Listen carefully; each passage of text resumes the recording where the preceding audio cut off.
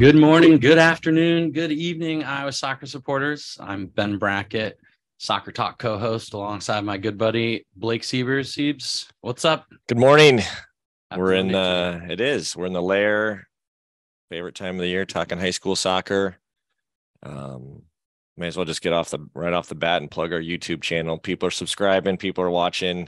If you want to see our little setup, get on there and put it on listen times 1.5 or 2 and get there a little quicker, but check it out. Who did we go see last week, Blake? Yeah, we went to see a big new rivalry because they're new conference members now. Sure. We saw Ottumwa go to County to play Lincoln on the boys' side. So Friday was an interesting deal. The Ottumwa Bulldogs. Yeah. And the Lincoln Rail Splitter. So we thinking it was going to be a gorgeous day, right? Started out like one. Super nice, and then obviously it got cold and a little bit windier, but they played on the Grandview Stadium field there at County, and the Titan Tactician was there in attendance. And so I'm eager to hear his thoughts on the thrashing. Ended up being the final scoreline. What'd you think about your college soccer teammate getting beat up on like that? Tough day for Joey, for sure. Tough day for Lincoln.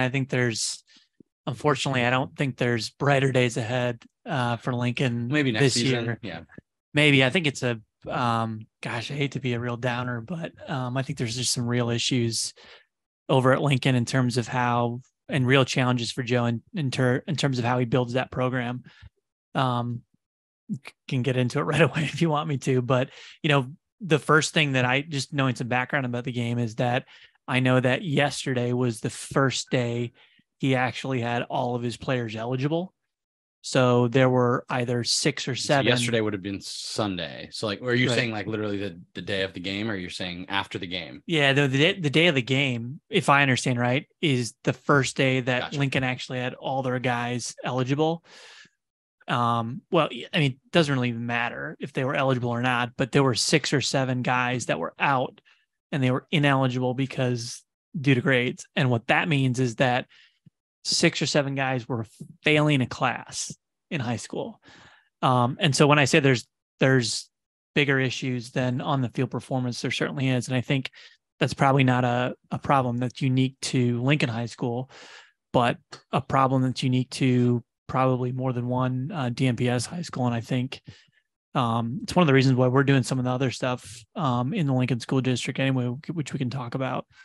But I think that some of those issues for me spill over into other aspects of your game, and they got throttled for sure against Ottumwa. Oh, I love it. I was going to say, because there's almost much you alluded to a little bit, Matt, with the Lincoln, but also Ottumwa. There's a bigger picture there with their school district too. So at some point, let's just not forget to. I was gonna mention Ottumwa as well. I was expecting a more of the classic sort of smaller school rural squad. There were maybe a lot of guys played football and in the fall, and then they transitioned in the spring to soccer just because they didn't want to run track. But that was not the case. This team they were pretty decent. They had some good little players.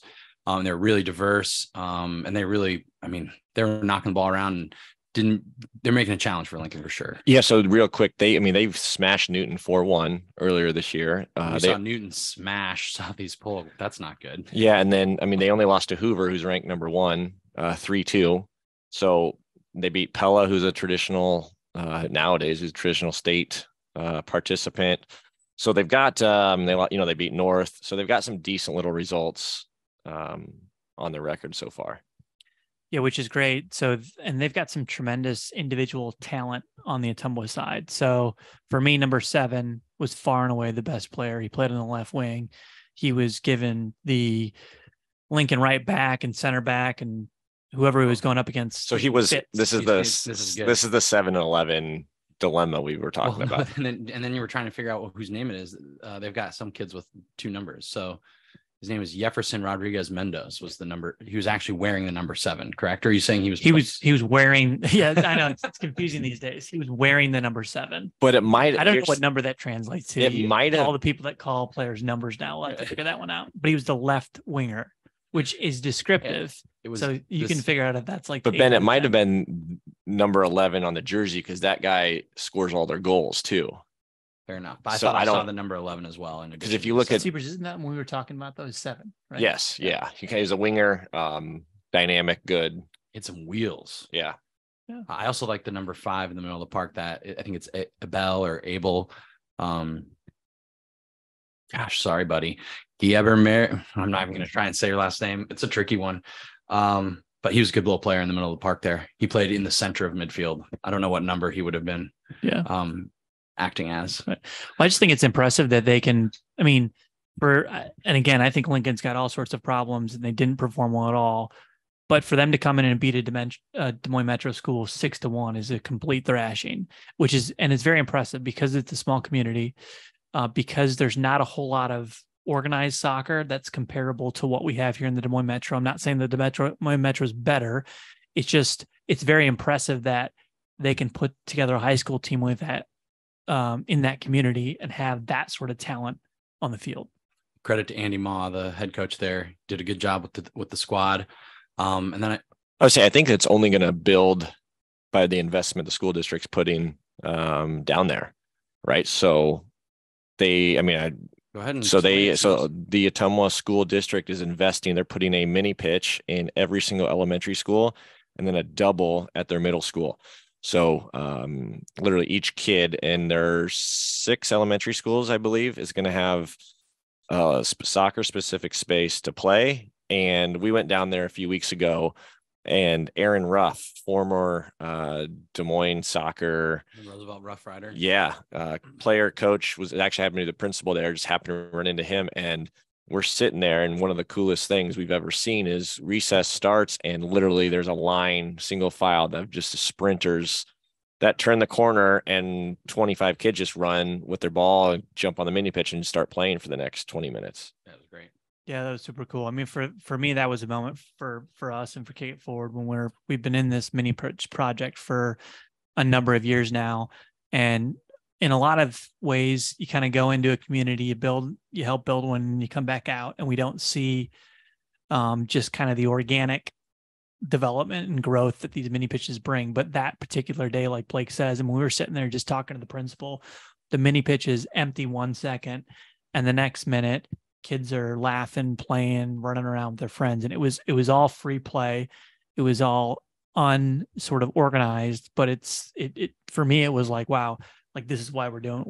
And I think Blake's right that you're going to put a mini pitch in every single program and give kids an environment to enjoy soccer and get better at every single elementary school. That's going to have a long-term effect on the high school program. You remember there was that young girl that was just like balling it up too. She was out there in like some big baggy or a big shoes too big for her that were too large. And she had a ball that was too big for her, and she was just like totally tearing it up. Yeah. How old are those kids? 6, 7, yeah. 6 or 7 years old. Yeah. I would challenge. It's too bad we didn't get video of this little girl playing, because like Ben said, her shoes were way too big, but I would say that that's probably one of the best 6 or 7 year olds I've ever seen in the Des Moines, Iowa Central Iowa.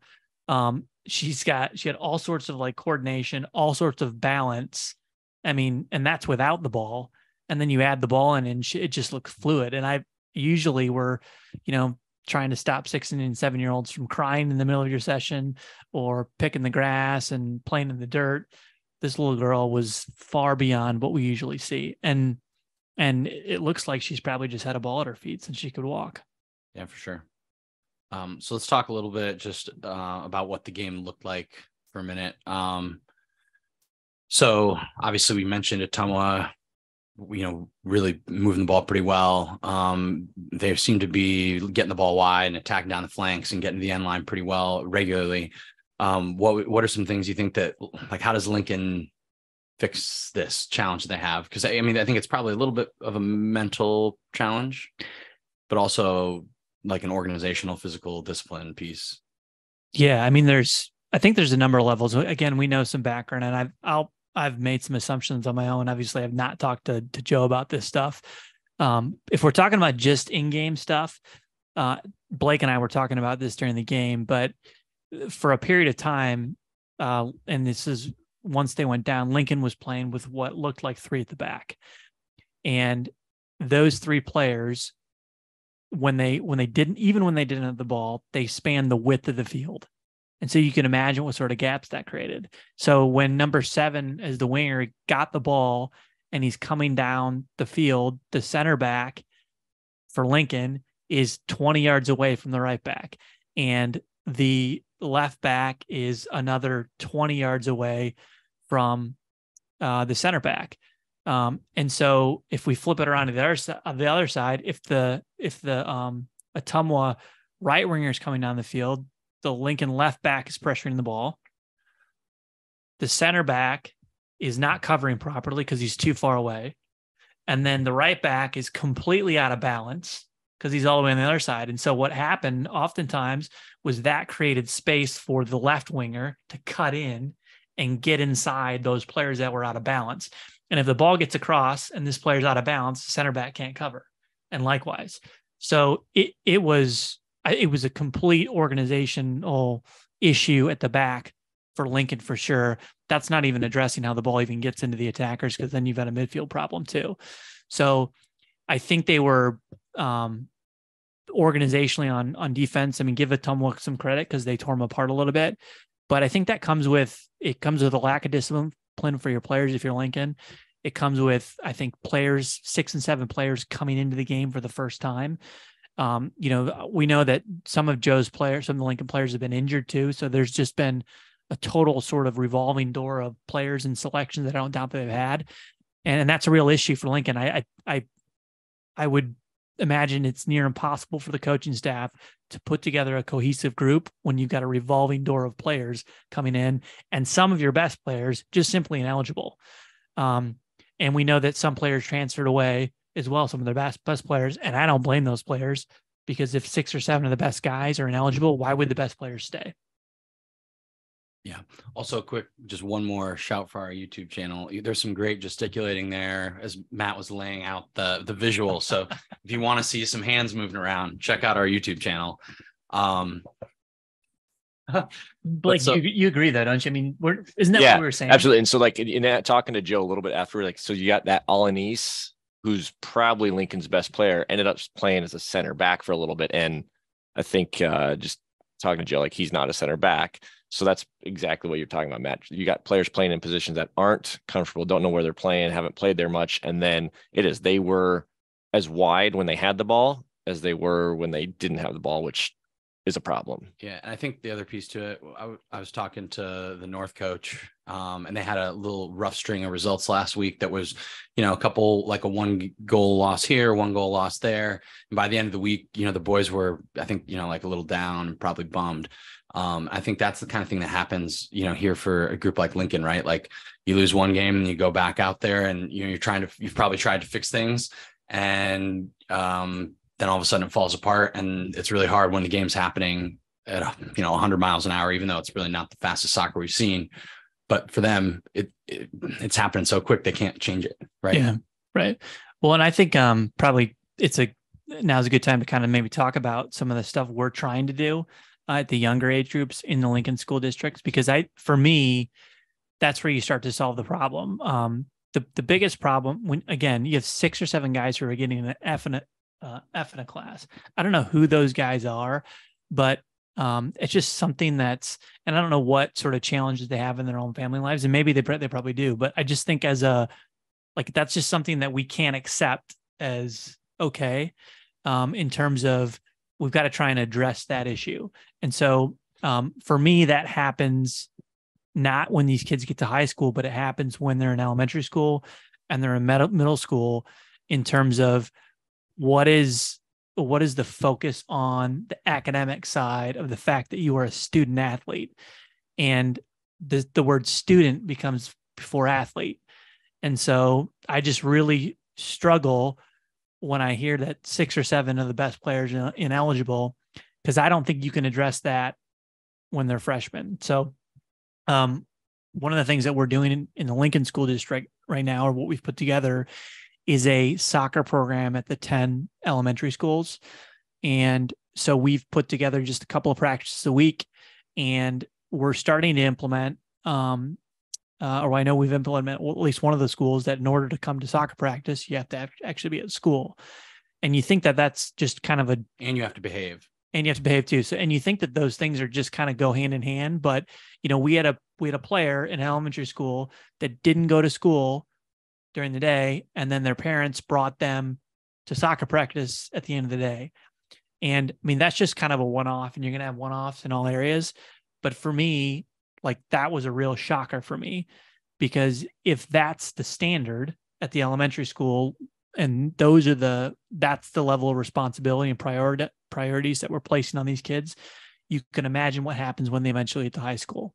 So I think it's a generational thing. I think that, that DMPS schools like Lincoln, the Lincoln district, like the North district, like the Roosevelt district, like the East district. I think some of these, and the Hoover district, I'll list them all. Some of these schools, they've got really, really talented soccer players, and arguably way more talented than kids out in Waukee and out in Johnston and out in Urbandale. But there's a real difference between the kids when the kids out in Urbandale and Waukee and Johnston are getting 4.0s, and they're good soccer players too, and they're helping their teams. And then some of the other players in the Des Moines school district are getting Fs. And that's the difference. And so I think one of the areas that I think all these high school programs need to start focusing on, and I know it's tough because they don't have full-time jobs, but what's happening in the elementary schools, what's happening in the middle schools. And I hope that we can be a part of that. I mean, we're already part of it in Lincoln, and we're looking to grow that program. So if you're a DMPS school that's listening to this, reach out to us and let's make it happen. We look at where you spend and invest, right? You want to spend and invest your resources, again, to me, in the youngest kids, to create a culture, to create habits. And unfortunately, when kids are 16, it's probably too late to change their habit the last 10 years of schooling, whether they spend X amount of time. So if you can get them to them early, just like on the soccer pitch, right? Where do you want to invest, in the 6 to 10 year olds, or do you want to invest all your resources in the high school age? The other challenge too, I think some of these kids, and I'm just speaking for some of my experience with the North players that I've been around. So I don't know necessarily the situation at Lincoln, but some of them, it's an English as a second language situation. And they have an F in a class where that's the barrier, is just the communication piece. The writing it, reading it, whatever. So I don't know. I feel like they're just, one, it's like helping educate the students, like, hey, if this is a challenge, like, here are the resources for you. Cause I'm sure they're there on some level to at least like sit with a teacher and be like, okay, so I don't understand. I don't understand this. Can you help me get there so I'm not failing? Every teacher, no teacher would fail a student in DMPS if the student showed up to class and asked for help. Right. I agree. Right. And if they did, they shouldn't be there. If they failed a student that was asking for help, and I mean, you have to get help. That was, but I'll say this about, I remember learning when I went to college and I was in way over my head. I was like, oh, I can just ask and they'll great. But let's just talk about a little bit more the Lincoln guys too, because it's not just a language barrier for some of those kids. So a couple of other things that we're doing is we had scheduled to get some of these players grassroots coaching licenses.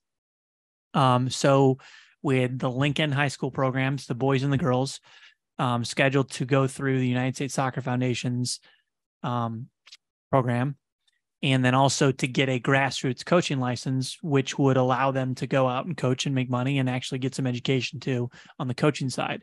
We also set that up for North, right? So the North boys participated. The North boys had 12 players show up and get their grassroots coaching license. The Lincoln boys had almost 20 boys sign up, and then not one of them showed up to the actual course. They committed to show up to the course, and then not one showed up. And then when their coach texted them and said, "Where are you guys?" not one responded. So there's just, and I mean, I'm not saying these guys, they don't have to do these things. It's their option. But there's just some issues there in terms of, I think, I don't know really how to kind of summarize this, but that's not a language barrier. That's a response. That's just kind of a mentality that's different. And I think for me, when you're an athlete, all of those things go into, or they translate directly to soccer performance, right?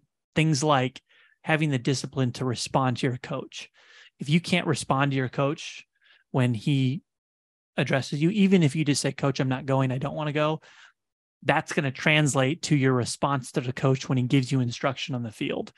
If you commit to something and then you don't follow through, that's exactly how you're going to perform on the field too. You're going to commit to being in performance, but when the going gets tough, you're not going to follow through. You're not going to be there for your teammates. You're not going to recover, and you're not going to balance if you're the left back. These things are so interrelated for me, off the field, on the field stuff, that that's why I say I think there's just a broader issue there. And the only reason I'm kind of really harping on this right now is because I think we're also in a position to help.